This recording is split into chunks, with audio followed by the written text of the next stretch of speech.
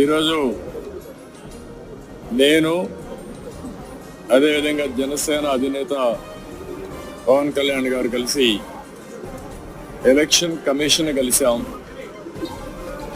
అన్ని విషయాలు కూడా చాలా స్పష్టంగా వారికి ఎక్స్ప్లెయిన్ చేశాం. ఎప్పుడూ జరగనటువంటి అరాచకాలు జరుగుతున్నాయి. ప్రజాస్వామ్యాన్ని అపహాస్యం చేసే పరిస్థితికి వస్తున్నారు.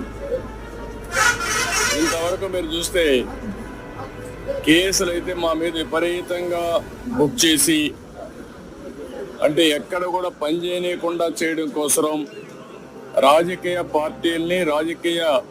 పార్టీల కార్యకర్తల్ని లేకుంటే అందులో పనిచేసే వ్యవస్థని మొత్తం సర్వనాశనం చేయాలి, నిర్వీర్యం చేయాలని ప్రయత్నం చేశారు.